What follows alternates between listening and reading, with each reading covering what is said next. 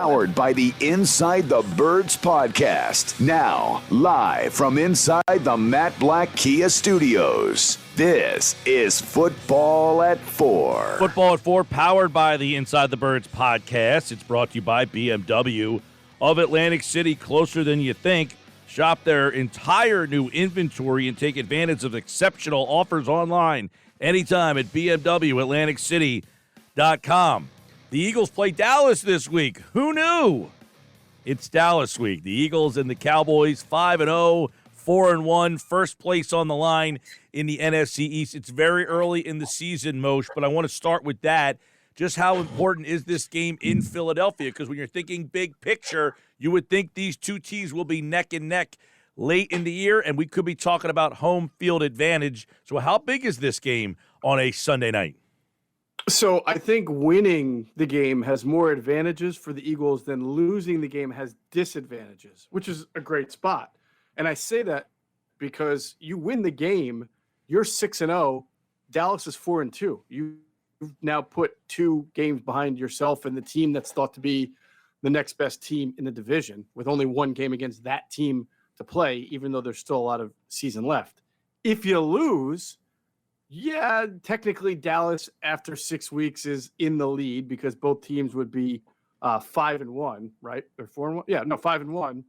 And then Dallas would sort of have the lead in the tiebreaker after 6 weeks. But then you'll get to play Dallas again, and there's still plenty of time to make that game up. But I think having a 2-game lead just puts the pressure right away on Dallas to have to keep pace with the Eagles so that when they do play again in later in the year, that game is meaningful for Dallas. Geoff, you got a situation where you won the game last week, and I want to take a little dive into the game and how important the carryover is here because some of the things that happened in that game, they didn't have this great offensive explosion, but the way they were able to do it, they ran the ball. How important was the way they ran the ball and how that carries over into what they need to do this week against Dallas? Yeah, I probably should go back to the game for a second time because I feel like maybe I'm the only one who thinks that they didn't run the ball as effectively. I guess I'm so used to. Well, I mean, like you're two right. Weeks ago, they ran the ball against the number 1 defense, and Miles Sanders rips off a 35-yard run. Last week against the Cardinals, I thought they just ran the ball honestly instead of dominantly, but it still was important to your point. No, but you're right. They didn't run the ball well all game, but it was like when push came to shove and they had a 17-play drive and basically ran the clock out. That is a great point. I wrote after the Jaguars game that one of the lessons learned in that game was that this team, unlike any other team that you've seen, or Eagles team especially, they have a fallback card where if things aren't going well, if the rain's coming down or if the passing game isn't there for whatever reason, or you're playing against a tough defense, that you at least show that you can use the running game as an effective weapon to move the chains and score. They showed that last year against the New Orleans Saints when they had the number 1 rushing defense, and they showed it last week or the prior week against the Jaguars, who brought in the number 1 rushing defense. So, yeah, that was important that they were able to kind of seize control back of the game, run the ball well effectively. I still think the thing that really stands out from them going ahead is that pass from Jalen Hurts to Dallas Goedert against a 7-man rush.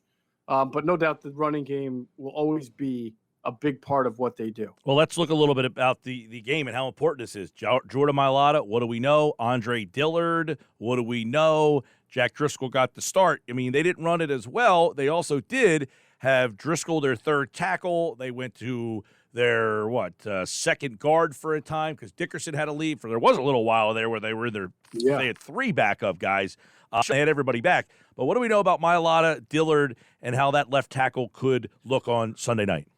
Yeah, I mean, we're unclear as of today because, lo and behold, this is the week that Nick Sirianni, that calculated mastermind that he is, went back to we're going to make Wednesday's walkthrough day. Or did he start that last week? I forget. But it seems, and I'm sure it's calculated when the injuries start to pile up a little bit. And as you get later into the season, he did this last year, you start to see him on Wednesdays have the walkthrough instead of a full practice. Now, last year, I don't think they had the bye week until really, really late in the year, and that's why I thought he was doing it. You got it coming up right after this game, and he's still doing it. But what that does is kind of prohibit us as a media and a fan base, right, to be able to know who would be practicing today. So we'll get an injury report later, and it'll be an estimation on who would have been able to practice. But unfortunately, even if it says, let's say it says Jordan Mailata would not have been able to practice, does that mean it's bad? Or let's say it says he would have been able to practice. Well, okay, but you didn't really have a practice. So what are we supposed to determine from that? I think the big thing is to look for Andre Dillard to see it's not an injury with him. It's just the conditioning. He had a week. This is week 2. I would imagine Andre Dillard would be your starting left tackle if Jordan Mailata is not improved enough. I know Jordan had said to some of the media he's feeling better, which is good because I know as of late last week, that shoulder was still bothering him, and that's a big reason why he got downgraded to being out when he was, I think, doubtful or questionable at one point. So I was told he was going to have to feel a lot better in that shoulder area to be able to play this week. Yeah. Geoff Mosher, Football at 4 from InsideTheBirds.com and the Inside the Birds podcast. That matchup there, because you probably would imagine Parsons, they're going to try to line him up over Dillard or Driscoll, whoever's playing that spot, and maybe even Mailata, who's missed some time. He is on the injury report today as well, Micah Parsons, as they did not practice. He has a groin issue, so you got that factored in as well. But that could be the big matchup, is Dillard, Mailata, Driscoll. And if Parsons plays, if that's who that could be the area to watch. And of course, Lawrence on the other side would have Lane Johnson. It's two of the best pass rushers against two of the best pass blockers. Statistically speaking, they're the top 2 edge rushers, and the Eagles have one of the best win rates on the tackles. Yeah, that makes it a real fascinating collision. I mean, it's like kind of the so when that battle happens, Most, do you like the rusher or do you like the blocker better? Well, it sort of depends. If you ask an offensive tackle, like how you're graded in a game, like let's say you give up 2 sacks, that pretty much stands out, and it seems like you had a bad game. But 2 sacks on 47 reps, the fractions there, the ratio would tell you that the offensive tackle did a much better job than he might get credit for. But if you give up 2 sacks, the quarterback fumbles on one of them, throws a pick on the other, you look like you had a bad game, right? So. The bottom line is I think that these are 4 of the best at what they do when you talk about Lawrence and Parsons and Mailata and Johnson. And I imagine the tackles are going to win some battles, and I imagine that the defensive ends are going to win a few battles. And it's just what matters is what happens when the tackles do lose some of those battles. Does the quarterback get the ball out? Does he get hit? Does he throw a pick, or is he able to is he able to get it out just fast enough to hit his target so that you ease up on your offensive tackles a little bit? Yeah. And by the way, Dorrance Armstrong is as the third kind of pass rusher. He's a good player. He's been on the come up for a couple of years now. He doesn't get as much attention, but I remember him a couple of years ago really giving the business to Jason Peters. So he's another name you got to focus on. Yep, and obviously the Eagles-Cowboys Sunday night. You can hear the game right here on 97.3 ESPN. Inside the Birds podcast, you guys kind of got the tape breakdown on some of the players and some of the things. One of the guys I want to get some thoughts on is the way that Jalen Hurts played in the game. He's almost an evolving picture every single week, and they got out to a great start in that game. What happened as that game went on? Was it something he did? Was it something Arizona, Vance Joseph's defense did? A little bit of both. I thought he made, again, the 2 biggest throws. There's the one where he rolls to his left and hits Devontae Smith over the middle earlier in the game, which was an incredible throw where his feet are reset, and that's something that's a huge improvement from last year to this year. And then the big throw to Goddard, where he backpedals with 7-man rush, but before he throws, his feet are still set to be able to make the throw. So that's vital when you're playing a Dallas team that's not going to blitz you very much, but will generate pressure regardless. They're among the top 2 to 3 teams when you look at pressure, sacks, quarterback hits, and they don't really blitz that much. So I think that's what makes this game fascinating as opposed to last week. So the Cardinals are a very high blitzing team, but because of that reputation, Mike, you saw what the Eagles did, and it's similar to what the Panthers did the week before. The whole game plan is built on just making screens and hots and getting the ball out quickly. So that's why the Cardinals don't have a lot of sacks. It's like their reputation precedes them. The offense is already preparing on ways to get rid of the ball quickly because they know that they're going to be blitzing them left, right, and center. Dallas does not. Dallas doesn't blitz that much, so the game plan probably won't be to throw a million screens, but it's still going to have to be effective on Jalen Hurts' part and on Nick Sirianni's part to be able to drive the ball, get the ball downfield when those opportunities are presented. Yeah, you can kind of question the amount of screens that they ended up going with in the end. They got Dallas Goedert very involved in the offense, and I would imagine, though, if they're going to get Goddard in this week's offense, it's not going to be the same way they used him last week. Right. I mean, do I think the tight end screen can be effective and will be effective for them? Sure. Even against a four-man rush, it's good based on certain coverages that you're going to see.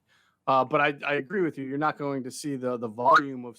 I would doubt you'd see the volume of screens unless the Cowboys are looking and saying, you know what, we should pressure Jalen Hurts because the statistics say if we do that, they're just going to throw 2-yard routes all day, and we'll take our chances with that instead of him trying to throw to A.J. Brown, Devontae Smith. That becomes like the big cat and mouse game from week to week when coaches and coordinators watch tape and figure out what they want to do. Yeah. By the way, the injury report is out. Dickerson, Mailata are both, and Seimala, by the way, and Kelsey, they are all limited participations. I know there was just a walkthrough. Which means if they had a practice today, they'd all be limited. Right. Yes. The only one that would be a DNP is Josh Jobe, the corner. Dickerson, Elliott, Gainwell, Patrick Johnson, Kelsey, Maddox, Mailata, Seimala are all limited participations. But that's 4/5 of your offensive line.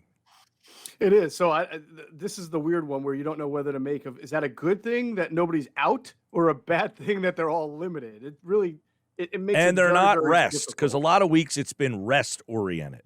Right. So it's sort of difficult to make any determination for Sunday based on today's injury report, and we'll just see. Like, hey, tomorrow they got to practice. They're going to practice, and we'll see how they're listed. But more important than that, Adam and I will get our intel, go find out the real availability of these guys. Right. And speaking of availability, Maddox was not available last week, and it went with Josiah Scott again. How did he look? And do they have to think about maybe doing something? I mean, people were complaining because they played such soft coverage. I don't know if that's fault or is that just the way the defense was called? See, I think it's fair that they played soft coverage. It's fair that they allowed underneath stuff. But where I thought they got burned more, Mike, was sort of similar slant routes and quick routes over the middle that they had been doing a good job of preventing prior. But again, the more you do things, the more the tape builds. So what I think you saw Jacksonville try to do early, but then get out of it because of the rain and they fell behind. And then you saw Arizona do a good job is they know the Eagles play this matchup zone, which is like man on the outside, but on the inside, you have your interior defenders sort of manning up the crossing routes, rub routes, and then letting that person go to the next person. So what Arizona did was like, all right, we're going to put 3 receivers on one side to make it really hard to figure out which direction. When they started doing it against Washington, and Washington ran a formation, and then the 2 interior receivers were like the slot receiver and the tight end, and they'd be on opposite sides and they'd run across the middle and nobody would get open and then Carson would get sacked. But when you start putting all the receivers on one side, it makes it very difficult to play that matchup zone because you don't know where the routes are going and there's 2-way moves that are involved. And I thought the Cardinals did a much better job of playing to what the Eagles do defensively. And when you have Rondale Moore and Marquise Brown, slippery guys who can get through those windows quickly, and I think Kyler Murray, I don't know if people see that. I mean, he has a very good arm. So he's able to kind of slice that window with those receivers really quickly. So now the Eagles have to make the adjustment to the adjustment, right? The teams are flooding their zone, so they have to then make an adjustment. And of course, Josiah Scott, the weak link to pick on if they can. Yeah, well, in this week, let's say Josiah Scott has to play. I mean, Cooper Rush isn't really put fear of God in you, right? I mean, this is an offense that why they have won a lot of games, they're not doing it because of their offense. I mean, this is a team that's really winning with defense and then being a very safe offense. I give them credit for scaling things down and doing what they really should be. This should be a team that runs the ball and wins like that. Rush completed 10 passes last week.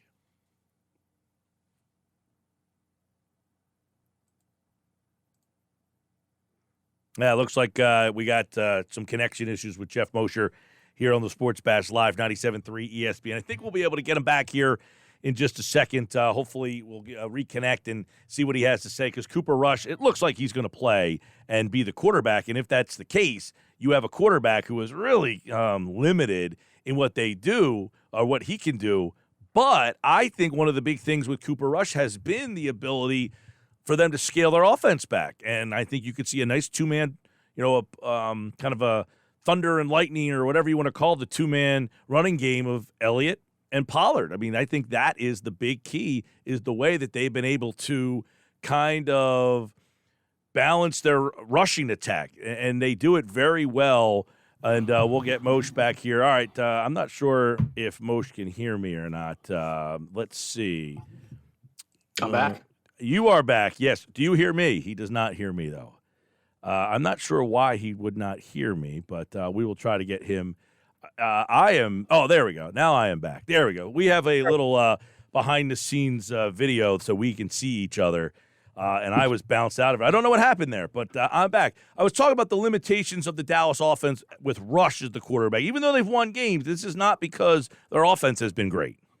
No, I mean they're winning games because their defense has been locked down and because Cooper Rush has not made a ton of mistakes. I mean, I know some people kind of cringe at the game manager label, but I mean it's not like he's out there being Aaron Rodgers. He really is taking care of the football, making the, I'd have to go look. I haven't checked what Dallas's third down conversion rate is over these games, but in some of the games that I've watched where he's played, it seems like he's doing a decent job there. But I think the big thing is when you're on a backup and you have a defense that's good, you want to play ball control offense. You want to run the ball well, which Dallas has seemingly been doing. And you just want to make sure that your quarterback isn't making a ton of mistakes. And I'll look real quick, but I think he's done a pretty good job of securing the football.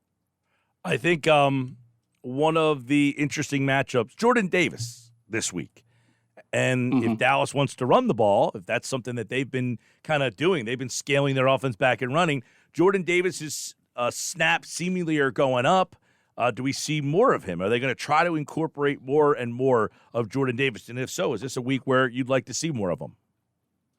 You would think because of Dallas's running game that, yes. And by the way, I believe Cooper Rush has not thrown an interception in any of his 4 starts. Yeah, so no, he has not turned the ball over yet. He has not turned the ball over, but he only attempted, I think, about 10 passes last week or something like he was 10 of 16. Something like he completed 10 passes. He attempted 27 against Washington and 31 against the Giants. So it's not like he's not that just happened to be an ugly game against the Rams there. Yeah. I mean, the Cowboys they're not bashful about what they do. I mean, they play a lot of 12 personnel. They like to run. They like to mix and match Tony Pollard and Ezekiel Elliott, and those guys are, I think everybody's waiting for Ezekiel Elliott just to be out of the league and done. But he may not be what he once was. But he's averaging 3.8 a carry, which isn't great. But he has still had games where he had 73 yards against the Giants. He had 78 against the Rams. So they'll give him the ball, and we know that Pollard is an explosive guy who's had 105 yards on just 13 carries against the Giants and then 86 on 8 carries against the Rams. So these guys have good history against the Eagles, and the Eagles at times this year, Mike, even with Jordan Davis on the field, have been a little leaky in the run. And again, the more you get Jordan Davis on the field, you have to take somebody off, and they do have a pretty good and deep D line. But he's a big factor when they have that 5-1 look, those 5 defensive linemen. And he's getting better at staying low, not losing his technique. That's why he played more snaps last week. And he certainly pushes people around with ease, man. It's when he's going well and you're watching the All-22, it's sort of like takes your breath away. Like people that big should not move that fast. It's kind of amazing. Yeah. I agree. See, watching a lot of the stuff that's been out there this week on him, it seems that he's starting to get his footing, starting to look a little better, starting to dominate, starting to really flash some of the potential that got him picked by the Eagles in the first round. All right, Geoff Mosher, football at 4. Andrew's here on Thursday. We got rain in Atlanta, by the way. The latest update we have on that is there is a possibility the game will begin around 5:30. A second possibility has the game starting after 9 o'clock, and a third possibility has the game starting tomorrow at 1 o'clock. So they will have an update. I just got that update sent to me from ESPN and Major League Baseball. So that is what we are looking at right now. Possibly 5:30, possibly after 9, or possibly tomorrow, which would be an awful situation for me, but probably a good situation for the Phillies bullpen. Well, I was just thinking, I mean, if this thing has to go 5, you might be able to get, with the off days built in, could you get, no Wheeler on a 3 days rest to pitch game? That would be game what? 4, perhaps, right? Because you would have today off, and then you'd have the off day after tomorrow's game. So that's 3, and then game 4. Yeah, you might be able to get Wheels in game 5. Well, no, the the off day is supposed to be tomorrow. So if they play tomorrow. That's right. So it really doesn't matter. Okay. No. I was getting greedy there, Mike. You were. Geoff Mosher, InsideTheBirds.com, the Inside the Birds podcast. And don't forget the Inside the Birds pregame show. Even though it's an 8:20 start, it will be at 10 o'clock in the morning. Am I right?